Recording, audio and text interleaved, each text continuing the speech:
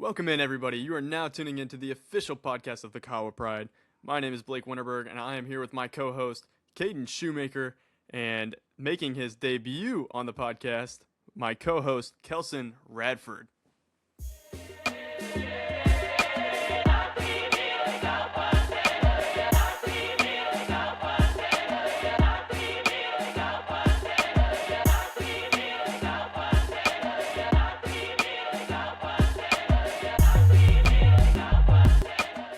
So today, the first thing on the agenda, we're going to be discussing the recent match, a 1-1 draw with Fortune Kindred FC, the number 2 team on the table at the time.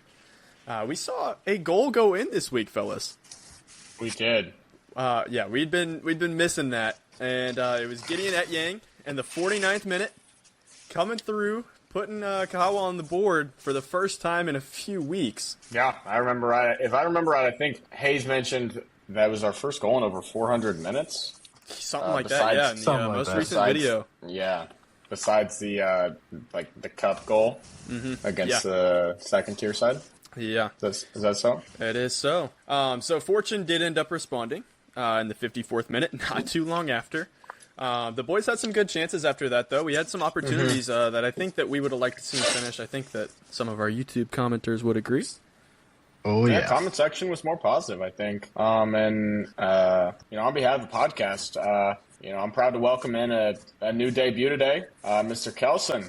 Thoughts on the recent match? They look better. They, I think over time, game by game, they look more comfortable and confident out there together. Their leader on the pitch, Goved, was back this game. And you could tell that back line was a lot more sturdy than what it was in the last month or however long he's been out. No, yeah, it definitely was. I feel like the thing that I noticed most is something that we touched on last week, me and Caden did, was there wasn't as much playing with it in the back line. I do think that we still played with it a little bit, probably a little bit too much, but there wasn't as much as we've seen in the previous, 3-4 weeks where we've just been handing the ball to the other team. Yeah, definitely encouraging to see that you have a guy, especially on the back line, that can really just be the glue to hold the back, the back four, sometimes the back three together. It's definitely someone that you want on your team, and I can obviously think of a lot of American comparables to that, and definitely a guy that we want to keep around, want to make sure he's on the pitch as much as possible. Absolutely, and I think one more change that was made, they switched back to the 4-back this week, didn't they? I believe so. Yeah. Obviously still a goal, but had some more offense this week. It came on a penalty kick on a rebound. We had a lot of free kicks, corner kicks, a lot of them this week. Can't remember the exact official stat, but it was up there. Heavily rotated side. No Mwaniki. Also worth noting that the goal scorer is indeed a fullback. Definitely not something that you see too often, but I don't know if that's a time for concern or not. Definitely just something worth mentioning, though. Right. I know there's been a little bit of displeasure with some of the fans and the lack of goals generated by our striker. Yeah. That's true. I've seen a lot of comments in the YouTube videos where they're talking about how our striker's been getting plenty of opportunities and he just can't capitalize on any of them.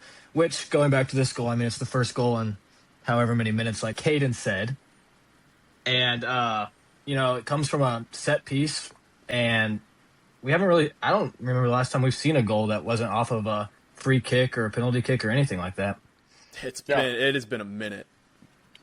Those are the ones that we need to be converting. Those are the, most deadly ones, especially in a league like this and how compact it is. We need to be taking our chances when they come and making the most of them. Another thing worth mentioning is last week – we talked about how Moon Yao was back at goal between the pipes. Now again, Moon Yao is not back at goal this week with Karani getting the nod. So we got a little bit of a goalkeeper battle. I'm definitely one for position competition. I mean, who isn't? But I'd like my goalie, if I was playing on that field, I would like my goalie to be consistent throughout, in terms of chemistry, especially, a lot of people think that we're having chemistry problems at the moment. Probably plugging and placing a new goalie back there week to week is probably not helping that chemistry issue. I think Coach Kim needs to figure that one out. I agree with you, Shu. I think going forward, that's something to look at because we talked a lot about the chemistry issues last week, and it's a big thing. Like, it shouldn't go underlooked. I did think that our backs were finding our forwards, and I thought that we were, moving the ball a little better in that sense, getting the ball down the pitch, not, like I said earlier, not playing with it too much in the back line, and just kind of getting out. Like, I think we saw a lot more runs this week than we're used to seeing from the boys. Yeah. Another thing worth mentioning is the game against Mawiki on Friday was postponed, so stay on the lookout for a makeup game in that regard, as well as we mentioned that the formation last week had changed from a 4-2-3-1 to a 3-4-2-1, this week going back to the 4-2-3-1. Yes. And while we're on the topic of rain makeups, one coming up this week, taking on the Santos Hotspurs FC. That's a rain makeup game. It's going to be played on Sunday, March 29th. They are the 11th place team on the table. Yeah, and let me tell you, I hope there aren't big rain craters like we saw last week. That was pretty crazy. On the right side in the right corner. Let me tell you, I wouldn't want to find myself stepping in that or watching the ball step in it. But there was an instance where there was a little bit of physicality in the mud pit. Yeah. They look like some piggies out there playing in mud. There was also another instance where a motor whatever, moped, whatever they had over there, just came driving through the field, and the ball was in that corner. I don't know if it was a Domino's pizza delivery driver and he missed his drop off spot or what, but I don't know. I think we need to communicate to the guys. Might have been Rocket League. Maybe he was mistaken the pitch. The Domino's pizza comes after the game, not before. I'm actually pretty sure there was almost a head-on collision. I think there was two of them coming from opposite ways. Oh, man. My goodness. It was an eventful game. It was an eventful game. Hopefully no Domino's delivery drivers on the field for this one. Hopefully the pitch conditions are a little bit more favorable for Kahawa. But at the end of the day, what do they say, Blake? They say, if you got to bear the bad conditions on the field, so does the other team. So that is true. That is very true, sir. Kelson, you want to get us, how about we let everybody know a little bit more about the Hotspurs FC? Yeah. Currently, they're sitting in 11th place on the table, so right in the middle. They are 4-4-5. In those games, they have shown the ability to let up some goals, giving up 16, and they've also shown the ability they can score some with 13. However, they are not in their best form right now. Yeah, they are very cold. In their last 8 matches, 0-3-5. They are winless. Woo! Yikes. Can we let's start a new tradition on the podcast. Let's go ahead and go around the room and get everybody's score prediction. How about that? Oh, I like it. Mm-hmm. Sure, why don't you Katie, start? you want to start us off? All right. I mean, I see bad defense. I see postponed game. I mean, as long as there's no soccer players on the field, I don't think we're going to score more than one. I'd probably say 1-0 Kahawa. You see, I think we're going to see a little change from the boys. I think that they're seeing the comments. They know what they got to do. They know they got to step up. Give me Kahawa 2-1. Wow. Blake went up from there. I'm going to say 3-1 Kahawa. Wow. And our striker is capitalizing 2 goals. Wow, that is a big prediction. Wow. He's going to prove all the haters in the comments wrong. Okay. Considering we don't even know what formation we're going to run and who's going to even be in goal. I mean, that's a ballsy call. I guess it's kind of up to if we go back to the 3-4-2-1, I believe, or if we stick with the 4-2-3-1. We'll definitely keep an eye out on the Munyao goalie situation, and as well as if Govid will be back in the lineup like last week. I think if he's back there, the defense looked a lot better when he was there. Oh, yeah. Man, having him healthy is such a big bonus from so many standpoints. We talked with Matthias, and he just talked kind of on the leadership of Govid and kind of the just like overall presence he has with that team. I mean, team chemistry was a big thing we've harped on again and again, and I think that he kind of just ties that team together. Caden, you mentioned he's kind of the glue back there, and I think that that's so true. And having him back is just going to be huge for this team going forward. Yeah, just a leadership quality that you want on the field. Let's just go ahead and funnel back into some recent developments, off the field more so. We promised you a response to the bus situation. As of right now, the search for a bus is ongoing. And we also recently learned that there is a Discord member. There is. That has ties to a bus service. There is allegedly there is in the Kahawa Pride Discord server a business owner, and that business owner, he owns a bus company.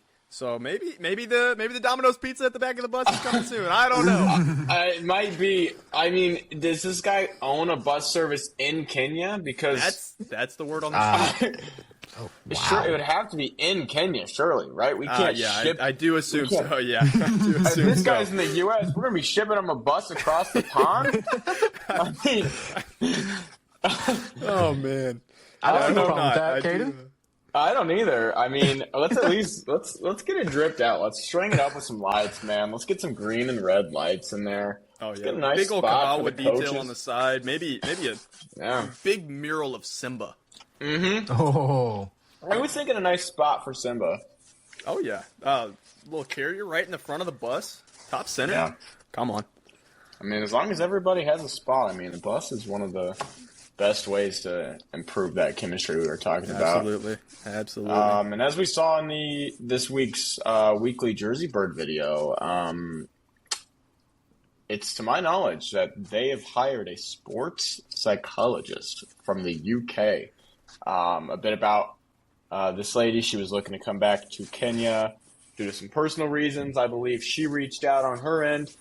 She's been a sports psychologist for multiple lower tier squads in England, as well as with their youth, some of their youth teams. I believe Birmingham, Salford, and maybe some others as well, with their women's teams and with their youth team. Definitely something. Let's say needed. Yeah, I definitely need it. I was going to touch on this quickly. One of the main issues that we're seeing is from some of these negative, comments and negative energy flowing in through the program. It's just not something that they're used to seeing over there in Africa, and especially in Kenya. It's a very tightly knit community that's super, super positive. And so when you have all this publicity and some of that negativity comes in, whether it be from comment sections or whatever it may be, that negativity is affecting the Kahawa players, and we have been told that it's affecting them, and that's why you see this move being made, and I really do appreciate it. I think it's going to be a huge move for the club, and could be like the next big step to get over that hump that we're at right now. sure. You got to remember too, like Blake said, with all the negativity and stuff, these are still young kids. I mean, they're 20, 21, 22-year-olds out there. And I know a big focus within like the staff of Kahawa is making the players like want to play and like have fun playing soccer again. Because right now, or at least in the past, they've been just so much pressure. They put so much pressure on themselves to go out there and perform with the publicity and everything that's going on with them. Yeah. I don't know if I have much more to add on to that. Like I said, it's needed. It's something it's a field that's been growing within sports for a while now. Yeah, To in be every honest, sports scene. Yeah, to be honest, most of my sports psychologist knowledge comes from Ted Lasso, so I don't know if I'm too much more capable to speak on that. From last podcast, if you catched it, we mentioned the search for a grass field. Well, I can come to you today and confidently say, no rhyme intended, that there is no update on the search for a grass field with the recent rain that's been happening. Those kind of searches have been delayed, and there's no more to report on that end. Yeah, and just one little thing here. We shouldn't completely give up hope on this yet. They have still been in talks with a local foundation. They run a lot of the fields for like some of the like youth and schools and stuff like that in the area. So they have still been in talks with that foundation. And they're still looking into the system and trying. Like, it's not like we're just giving up on it completely. We're still actively trying for that grass pitch, whether it just be for game day, for practice, whatever. But also the upcoming AFCON, essentially the African World Cup, is also playing a role in that struggle to get the fields. You know about that if you've seen some of the Jersey Bird videos. Hayes has mentioned that a couple times now. But that's another big issue with it. But they are still trying, and it would be a huge benefit, like me and Caden talked about last week. There's just so many good things that could bring for the club. Yeah. Blake, should we, there's a lot of news that there is. We can chat about within the club. Do we want to wait and save some information? Do we want to we've got some big information that I think some people might know about, but I think we're going to make them wait just a couple more minutes before they can find that out. However, one of the big projects that we can talk about right now, this is looking forward and towards the summer, kind of May and beyond. Right now, one of the biggest projects within the organization is they are looking into an ID camp at the end of May. This would be huge for scouting, as many of you guys know, and could bring some potentially really solid players into the club. The next thing that they're working on, like kind of the other side of this, is they're working on getting player passports and visas for the London game. As many of you know, with the Betway deal, that was one of the big, kind of like the big kickers to that deal was they get that game in London. That's going to be a super cool experience for the guys. But getting those passports is a bit of a struggle right now, just because it's not as accessible as it may be in America. And let me tell you, some of us have been getting our passports recently. Even that is not as easy of an experience as you would like it to be, even in the States. So, Kelson, well, what would an ID camp look like? I mean, I know Matthias has spent, I believe, the past week scouting at a refugee camp. But what would an ID camp look like if it were to come, say at the end of May? Their ID camp. So it's going to be a camp, for Kahawa to be scouting there too. But they're going to be partnering with an organization out of West Africa that solely recruits in West Africa, but they're going to send some scouts over and scout the kids in East Africa. And this is another way for like Kahawa to bring attention that there is soccer talent in East Africa, and how that there should be more publicity on that in that part of Africa. Yeah, absolutely. So it would kind of operate a little bit like, for some of us U.S. listeners, like a NFL Pro Day or something like that, right? Mm-hmm. Yeah, that's interesting. Really, trying to build up that network of connections on the ground in East Africa. I think that's definitely important. We can't just be an online club for sure. The only other update that we have is that Chasm is still stuck in Tanzania, waiting on a passport issue. Definitely looking forward to getting him back as soon as possible.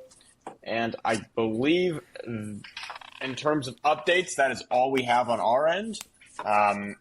Really excited to see how the boys can do this week against what I would consider a pretty standard opponent, considering our previous. I think I'm going to say a must-win of matches. I think that's what I'm going to say. Yeah, it might be. I think you can say almost every game left in the league is a must-win. I mean, I know they got the 6-point forfeit rules that they're trying to. Yeah, the penalty, right? Yeah, the penalty. But I mean, they're still. I mean, they're what? They're in 15th place, and that's still the relegation, and then they're still 4 points behind the 14th place to get out of relegation. So. Right, definitely some work to do. I think they got to try to get as many points as possible. Right, exactly. You've got to be putting wins on the table at this point. And before we close, if you've made it this long, if you've heard about it a little bit in the if you watch the Q&A video, you probably have heard about this. The boys are going to be rolling out, sporting some new kits here pretty soon. Way to drop that on him. Way to drop that on him. Really last minute here. So yeah, if you made it this far, you're gonna know now some information that not everybody else is gonna know. Reward the loyal viewers. I like your way. 3 new kits in production started this week. These new kits, there's going to be a new home, away, and an alternate kit. These are going to feature that new Betway Scores logo. Not sure how everybody's going to feel about that. I don't care. I think they're going to look good. All right. New kits! New kits, baby. And also worth noting, the Lionesses are receiving kits as well. Those will not feature the Betway Scores logo. So if you hate Betway Scores, go get you a Lionesses jersey because they won't have it on there. They definitely seem like the team to follow. Yeah. They're tough. They are. That's a nice squad right there. That's a nice squad. They're in better form. I tell you. Yeah, a little bit. But actually 2 members of the Lionesses got the little Nairobi excursion this week because there just wasn't any positives to take away from the senior squad. So, I mean, if you want to support a winning program, it's definitely going to be the Lionesses. Yeah, they have looked good. They have looked good. What do we think? Do we think they're going to be red, black, white? I would imagine green, we're going to see a red, right? Surely we see a red, maybe a green. Okay. I mean, it's just a little unorthodox to see. Could be the alternate. I don't know. Maybe a black. Who knows? I would say it's a little unorthodox to see new jerseys halfway through the season. A little bit. They are set to roll out in about a month, so just something you can keep your eyes on. It's not going to be a next week type of thing. It's going to be a little down the road, but the production is there.